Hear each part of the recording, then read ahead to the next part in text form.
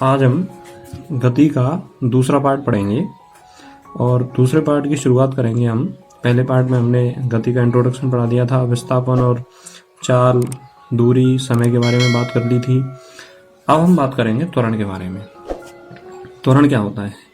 त्वरण को एक्सेलरेशन कहा जाता है, इसको इंग्लिश में एक्सेलरेशन कहते हैं।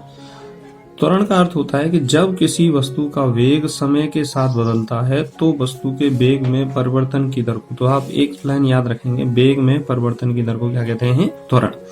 तो त्वरण क्या है? वेग में परिवर्तन और लिया गया समय। तो इसको निकालने का फॉर्मूला होता है a = v - u upon t। v होता है अंतिम वेग और u होता है प्रारंभिक वेग। तो प्रारंभिक वेग और अंतिम वेग के अंतर और लिए गए समय के अनुपात को हम क्या कहते हैं? त्वरण। अगर हम इसके मात्रक की बात करें तो इसका मात्रक होता है मीटर/सेकंड²।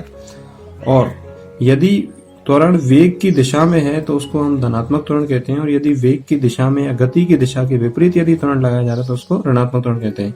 मोस्ट इंपॉर्टेंट है, ऋणात्मक त्वरण को मंदन कहा जाता है। क्या कहा जाता है? मंदन कहा जाता है। तो आप ऋणात्मक त्वरण को क्या कहेंगे? मंदन कहेंगे। अब इंपॉर्टेंट बात करते हैं हम कि एक समान सरल रेखीय गति में वेग नियत होता है और उस वेग नियत होने की स्थिति को हम क्या कहते हैं? एक समान त्वरण कहते हैं। फॉर एग्जाम्पल, स्वतंत्रता पूर्वक गिरती हुई वस्तु। और असमान गति में वेग बदलने के साथ साथ वेग कम होता है, बढ़ता है, कम होता है, बढ़ता है, या बढ़ता रहता है या कम होता रहता है, तो इस अवस्था को हम क्या कहते हैं? असमान त्वरण कहते हैं। गति में 3 समीकरण दिए गए हैं जो अलग अलग स्थितियों को निरूपित करते हैं। पहला समीकरण है v = u + at, जहां पर v अंतिम वेग को निरूपित करता है, u प्रारंभिक वेग को, a त्वरण को और t समय को निरूपित करता है। तो पहला समीकरण v + u/at, v = u + at वेग व समय के संबंध को बताता है। दूसरा जो समीकरण है वह समय व स्थिति के संबंध को बताता है। यदि हमें दूरी या विस्थापन के बारे में जानकारी लेनी है तो दूसरे समीकरण से हम आसानी से ले सकते हैं, s = ut + ½ at²। और तीसरा समीकरण होता है जो वेग व स्थिति के संबंध को बताता है, और यह है v² = u² + 2as। यानी विस्थापन और वेग के बीच यदि हमें किसी भी समीकरण को हल करना है या किसी भी अवस्था को हल करना है तो हम तीसरे समीकरण की सहायता लेंगे। आगे हम बात करें गति। गति सामान्यतया 2 प्रकार की होती है, एक समान गति और दूसरी असमान गति। अब हम समझते हैं एक समान गति क्या है। जैसे जब वस्तु समान समय अंतराल में समान दूरी तय करती है।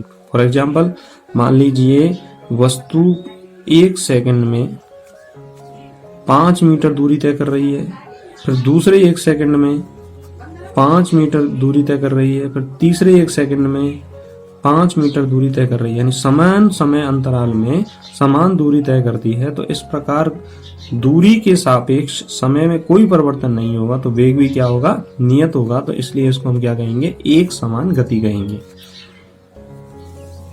अब हम बात करते हैं असमान गति की, यानी जब वस्तु समान समय अंतराल में असमान दूरी तय करती है। जैसे फॉर एग्जाम्पल, भीड़ वाली सड़क पर कार चलाना। अब भीड़ वाली सड़क पर हम कार चलाएंगे तो ब्रेक भी देंगे तो गति क्या होगी? कम होगी। जब भीड़ हमें कम लगेगी तो थोड़ी गति को हम क्या करेंगे? बढ़ाएंगे। तो उस समय वेग का मान कम होगा, ज्यादा भी होगा। पार्क में दौड़ रहा एक व्यक्ति, पार्क में अन्य व्यक्ति भी घूमते रहते हैं, तो किसी भी व्यक्ति की चाल जो है वो या गति या वेग है वो नियत नहीं होगा, तो कभी कम होगा, कभी उसका क्या होगा? ज्यादा होगा। तो ये सब किसके उदाहरण हो जाते हैं? असमान गति के। यानी गति की अवस्था बदलती रहती है तो इसे हम क्या कहते हैं? असमान गति कहते हैं। अगले प्रकार की जो गति है वह है वृत्तीय गति।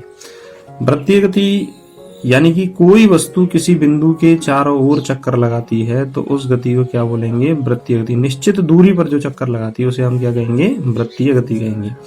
जब कोई वस्तु वृत्ताकार मार्ग पर गति करती है तो इसे वृत्तीय गति कहते हैं। यदि वस्तु एक समान चाल से गति करती है अब एक समान चाल से गति कर रही है तो एक समान वृत्तीय गति कहलाती है। और मोस्ट इंपोर्टेंट बात है कि जब वृत्तीय गति एक समान चाल से हो रही है तो वहां पर त्वरण पाया जाता है। त्वरण कैसे मिलता है? क्योंकि हर एक स्थिति पर वेग की दिशा क्या होती है? बदलती रहती है। वेग की दिशा स्थिति पर क्या होती है? बदलती रहती है। किसी भी स्थिति पर वेग की दिशा बदलने पर त्वरण का मान भी क्या हो जाता है? बदलता है, चाहे वो वेग नियत क्यों ना हो। तो इसका मतलब यह है कि एक समान वृत्तीय गति में त्वरण पाया जाता है।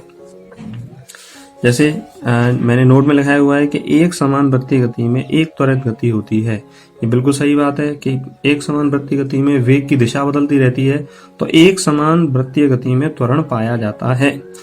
दूसरा पॉइंट है, इंपॉर्टेंट पॉइंट है, एक समान सरल रेखीय गति में त्वरण पाया जाता है। बिल्कुल नहीं होता, क्योंकि वहां पर दिशा बदलती नहीं है। लेकिन एक समान वृत्तीय गति में त्वरण पाया जाता है। क्यों पाया जाता है? क्योंकि वहां पर दिशा बदलती रहती है। अगर हम वृत्तीय गति के उदाहरण जानना चाहें कि कौन कौन से उदाहरण हैं, तो एग्जाम्पल नंबर फर्स्ट, चंद्रमा एवं पृथ्वी की गति, यानी कि पृथ्वी सूर्य के चारों ओर वृत्तीय गति करती है और चंद्रमा पृथ्वी के चारों ओर वृत्तीय गति करती है। पृथ्वी के चारों ओर घूमता हुआ उपग्रह, यानी कोई भी उपग्रह जो हमने अंतरिक्ष में स्थापित किया है वह भी वृत्तीय गति में पृथ्वी के चारों ओर घूमता रहता है। वृत्ताकार मार्ग पर चलता साइकिल सवार, यानी साइकिल सवार व्यक्ति वृत्ताकार मार्ग पर अपनी साइकिल चला रहा है, तो वह भी किसका एग्जाम्पल हो जाएगा? वृत्तीय गति का एग्जाम्पल हो जाएगा। तो इस तरह से हमने पार्ट 2 में वृत्तीय गति के बारे में पढ़ा है, गति के बारे में पढ़ा है, त्वरण के बारे में पढ़ा है। आपको ये कैसा लगा इसे आप कमेंट बॉक्स में जरूर लिखें और वीडियो को लाइक और शेयर करें। यदि आप इस चैनल पर नए हैं तो चैनल को सब्सक्राइब करें। धन्यवाद।